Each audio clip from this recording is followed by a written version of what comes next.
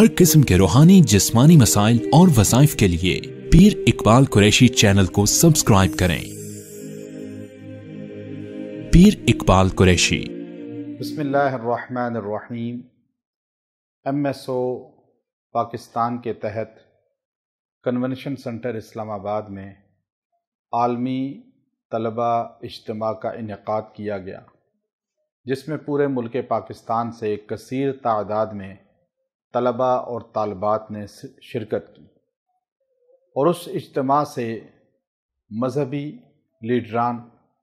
حکومتی عہدیداران، سیاسی رہنماؤں،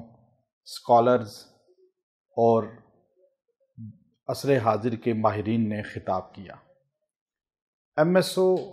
ایشیا کی وہ بھرپور طلبہ تنظیم ہے جس کو اللہ تبارک و تعالی نے چند عرصے میں مقبولیت عطا فرمائی۔ ان کا مقصود قرآن و سنت کو طلبہ اور طالبات کی زندگیوں میں اجاگر کرنا، زندہ کرنا، اور طلبہ اور طالبات کو اللہ، رسول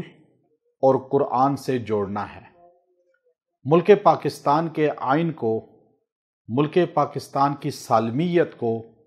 محفوظ کرنا اور ان کو عوام کے دلوں میں مضبوط کرنا، یہ ان کا مقصود ہے۔ ایسے نوجوان نسل تیار کرنا جو نوجوان نسل اللہ، رسول کی نام لیوا، محبت کرنے والی، غلام بھی ہو، قرآن و سنت کے نفاذ کو ماننے والی بھی ہو اور اس کو دل سے تسلیم کرنے والی ہو، اور ملک پاکستان کی ترقی میں بہترین کردار ادا کرنے والی ہو۔ اس ملک کو قائد اعظم رحمۃ اللہ علیہ اور علامہ اقبال کے اصولوں پر آگے بڑھانے والے اور اس ملک کی ترقی کا ذریعہ بننے والے نوجوان تیار ہوں۔ ایشیا کے اندر MSO سے بڑی منظم کوئی اسٹوڈنٹ تنظیم، تحریک آج تک نظروں سے نہیں گزری جو قرآن و سنت کی روشنی کے اندر طلبہ اور طالبات کو اللہ رسول کی زندگی سے جوڑنے کی کوشش کر رہی ہو، اور پھر اپنے ملک پاکستان اور اپنے ملک پاکستان کے قانون اور آئین کو بھی ملحوظ رکھ کر اس کی ترقی کا باعث بن رہی ہو۔ انشاءاللہ تھوڑے عرصے میں یہی نوجوان نسل جو کالجز، یونیورسٹیوں کے اندر پڑھنے والے آج MSO کے ممبران ہیں اور MSO کے تحت قرآن و سنت سے محبت کرنے والے ہیں، یہ کل ملک کی بھاگ دوڑ سنبھالیں گے، اس ملک کے کلیدی عہدوں پر آئیں گے، اور یہ ملک 100% علامہ اقبال اور قائد اعظم کے افکار کا ضامن بنے گا، اور وہ افکار اور وہ ان کے تصور اس ملک کے ہر کوچے میں نظر آئے گا، چونکہ ملک پاکستان لا الہ الا اللہ کی بنیاد پر قائم ہوا، اور MSO اسی بنیاد کے تحت الحمدللہ یہ اتنا بڑا کام لے کر چلی ہے۔ چند نوجوان ہیں، لیکن وقت پیری آپ دیکھیے کہ چند نوجوان آج کس طرح میدان میں نکلے، اور انہوں نے کس طرح نوجوان نسل کا بیڑا اٹھایا قرآن و سنت سے جوڑنے کا،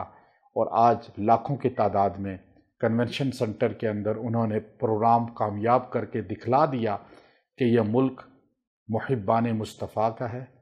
قرآن و سنت کی پاسداری کرنے والوں کا ہے، اور انشاءاللہ رہے گا۔ میری گزارش ہے علماء اکرام سے، شیوخ سے، مشائخ سے، پیران سے، گدی نشینوں سے،